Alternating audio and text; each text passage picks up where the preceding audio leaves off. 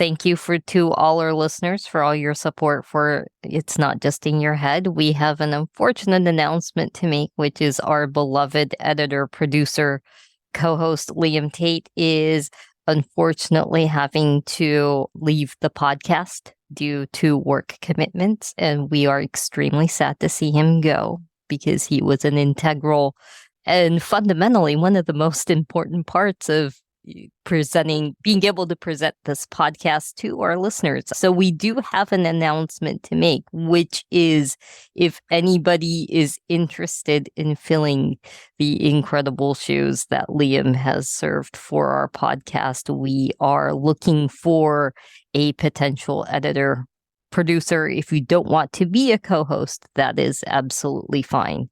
So please reach out to us at itsnotjustinyourhead@gmail.com with interest or referrals or suggestions. And due to this departure, our podcast will be on a hiatus. We can't give you a timeline just yet for obvious reasons of searching for the next producer editor.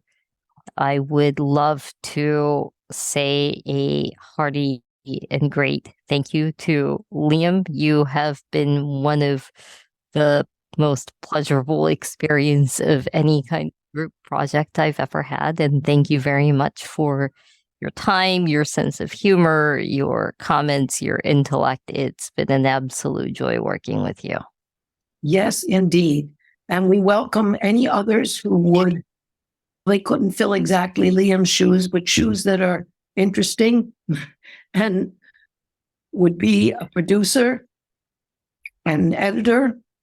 We welcome you. And, just as every therapy has an end, and often the person has moved on and accomplished what they needed. In this case, Liam hasn't accomplished what we needed, an awareness of the political, economic, and social ramifications of personal problems for people. We put a dent in it, and we certainly tried, and we hope that work can continue. Yeah, nice. I wish I could say all those nice things back to you guys. It's just been fucking awful. Jokes. Fuck you guys. Fuck you. I'm done with the story. On the way out. Mic drop. Yeah, no, I think, I did want to ask you both questions around the idea of when therapy stuff comes to an end, because maybe it has parallels with ending the podcast. I don't know, but it's a good enough segue to talk about something mental health related. Yes, I think so. I've been giving it thought since you said you were interested in that. And often, if a client has accomplished what he, she, they set out for, then they're done. You have to move on in your life because of economic exigencies. You have to survive and thrive. And so we give you our blessing, just like if we want a client to stay for other reasons, but they need to do something else, we have to graciously let them go. And there's a time when, as every therapist knows that the people are feeling better, are doing better, don't like to leave because it's hard to leave anything. But at least I wait until they suggest it, because since it costs money, that's a good reason to stop if they want to. How do you terminate, Ikoy? Working for a facility that was a residential facility, it comes with a termination point. It's not the client, and clients always have the option to terminate early, but there's always going to be a terminal point in residential rehab. So it was never a situation of the kind of relationships that sometimes happen in therapy where you have years of interaction and where termination is a lot more self-directed rather than program-based. But ultimately, at the end of the day, we want people to do better. And that is why people enter this field. And graduation to a certain degree is a joyful thing. Or somebody saying that they are doing better and they are no longer in need of your services is ultimately what we want for clients. We want our clients to not need us. Although I remember in one particular case, I had a gentleman, all he wanted was not to want to die every day. And he accomplished that. Now, there were plenty of other things I think he could have done to make his life better, but that's all he needed. He needed to not want to die every day. And you have to respect where people are coming from and what they need. And for some of your clients, I'm sure, Ikoy, you would want more than just that they're no longer on the substance. You would want them to have full, rich lives. Oh, of course. Of course. That's one of the downfalls, I think, of such a narrow metric for success, generally speaking. In mental health in general, is that we have this extremely narrow metric for what constitutes success a lot of times, rather than people having rich, fulfilling lives. But people having rich, fulfilling lives oftentimes require a society that is conducive to people having rich, conductive lives, and therapy can't necessarily make rich, conductive lives for people. No. We can only help people manage and cope and build better relationships with others in the course of what we do. But yeah, ultimately, I think what we do as providers, therapy, counseling is about making people, giving people skills, giving people the ability to move forward in life and not necessarily need to talk to us. Right, it's true. And I think that one of the things that keeps people hopeful and mentally healthy is realizing they're not alone, connecting with other people. And if they're at all inclined, connecting around a hopeful thing they can accomplish, whether it's racial justice or the end of wars or economic justice or sexual justice, to be connected with a group that has a hope and a mission is enormously healing, although it's not for everybody. I found that's enormously healing for people. And I think where America is in such awful shape is that there really isn't a dominant hope and promise on a large scale. There are movements that are burgeoning. My goodness, the labor movement has done an amazing job. Hundreds of thousands of people are unionized, and even at places where they wouldn't have thought of it, like the Cornell University faculty or the Chicago Museum of Art are unionized.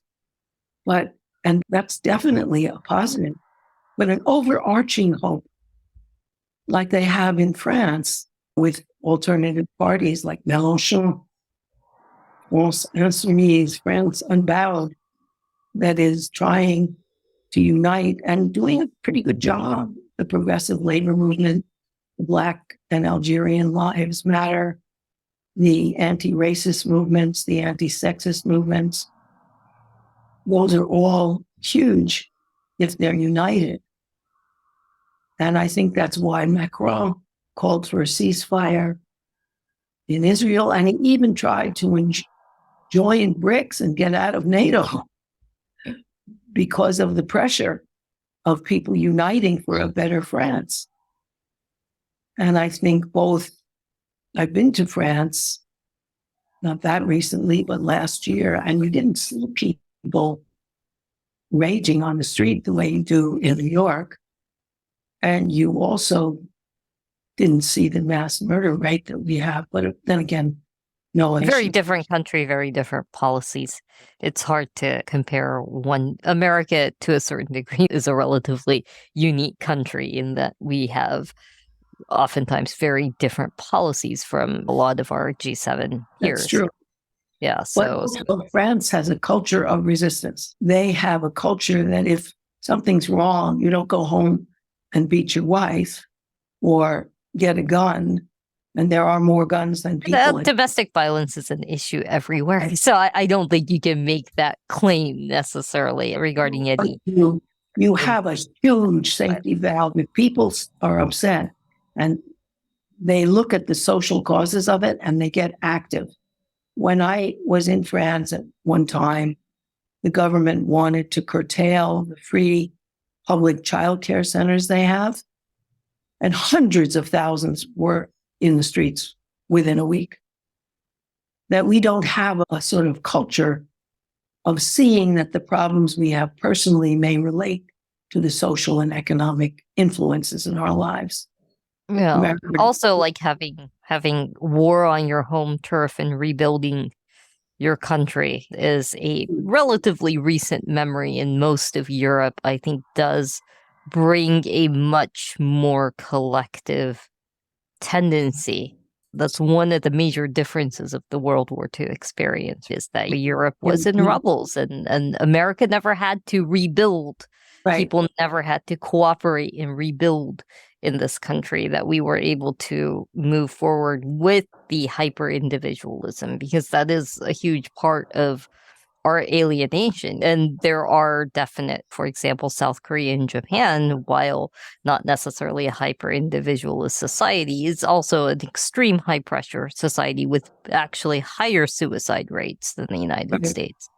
So every society is different. Every society has certain aspects of their weaknesses, but ultimately, as people, it is always a good thing to strive for something better. And whether that is political, whether that is national, whether that is local, whether that is even like really small things like volunteering in your local public garden, whatever it is too, that makes the world a better place. I think that is ultimately the point of doing podcasts like this. I think that is the spirit of what brought, I'm not one of the original co-hosts, so that brought the second generation of It's Not Just in Your Head. And hopefully we will have a third, but again, extremely grateful for everyone here, whether we continue or whether we are able to continue or whether we end up closing this podcast. I just want to say that it was a pleasure working with everyone, and absolutely it was a pleasure being able to talk about important issues with like-minded, but not necessarily always in agreement people, because that's one of the most important things, is that a lot of like-minded people, there is still diversity in thought, there is still diversity in approach and opinions, and being able to talk about that, those differences are just, or sometimes more important than being able to, the common ground is common ground. We both know what it is. Yeah. Also, I think that those nations that have a socialist presence at least have a dream of sharing and justice, economic and social justice, which America at this point doesn't have very much. I don't think England does either. And that gives people some hope. And stability in America is considered like an individual pursuit rather than a social societal pursuit, right? So that's one of the major differences of, I think, again, not having to rebuild a country. Talk to a lot of people, whether it's from older people from Europe, older people, or even younger people, because the Middle East has been racked by wars. And ultimately, in order for the common people to survive a war, whether that is with bombs or economic policy, the survival is working together. That's true. Also, the United States has a phenomenon that has been very destructive to our political solidarity, and that is that after FDR died and after World War II ended, the McCarthy hearings began because they were scared. They advertised our ally, Uncle Joe. Joseph Stalin was our biggest ally during World War II, and 30 million Russians were killed in World War II. And so there was enormous solidarity between the two countries to beat the Nazis. And also, there is a lot of discussions. Yeah, but I want to finish this thought because of course, it's a uniquely American thing. And then at the same time, FDR, in order to start things like unemployment insurance during the Great Depression, had to go to his rich compatriots and say, you better let us tax you at 96.8%, or the people who are mobilized, because socialists and communists were mobilized all over the United States, or they'll take the factories. For example, FDR started the National Agricultural Recovery Act because the Iowa militias were hanging bankers who condemned family farms. There was armed conflict, and the left was really mobilized. And the way they demobilized the left in the United States was to decide that anyone who was a communist was a traitor, and anyone who was a socialist or a leftist was a fellow traveler. And so thousands of people were jailed and deported, and that whole tradition of anti-communism couldn't be perpetrated in Europe because the resistance was organized by the Communist Party primarily. So they couldn't do that. And in Germany, although with the money they gave for the Marshall Plan, they arranged to have no communists teaching at the universities, the communists then who were educated went into the unions.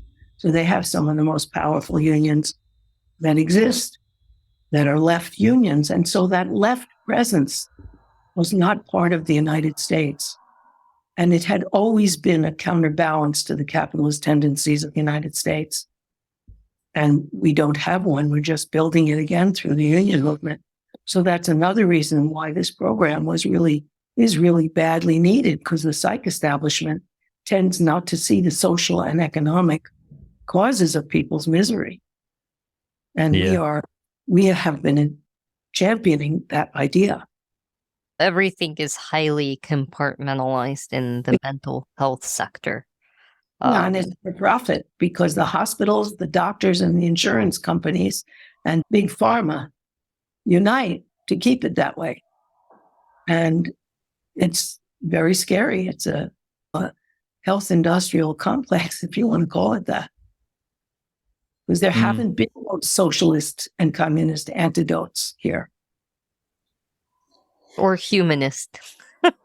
We are treated like working machines and not human beings. Because capitalism, the idea is to make money, not to be nice to people. Right. Or, you aren't even allowed to have a life, right? Right. If they have anything, you are just an extractive entity for other people. Right. There's someone to exploit. And that is terrible for people's mental health. Yeah, I think, thank you to Max and Harriet for initially starting all of this. And then it's awesome that Max reached out to you, Ikoi, and that you joined. I've really enjoyed all the episodes since beginning as editor, but particularly coming to help with the co-hosting and being able to speak to both of you on a regular basis has been always interesting and fun. And all the guests we've had on as well, I think you both brought on a range of guests, as did I, but that everyone always brought on someone interesting that we could. Who did the most? You're the one who gets the sparklers, particularly. And sparklers, that's good. So, welcome to our audience. Please help us out and come up with someone else if you can, and join us in thanking Liam for his wonderful work. I'll add crowd cheering sound effects to the end. Yes. But yeah, it's been a pleasure. And yeah, hopefully it can continue. And who knows, maybe I'll get fired from my job and then I'll be unemployed and have loads of time. You're always more than welcome to pop back as a co-host whenever you want. You sure are.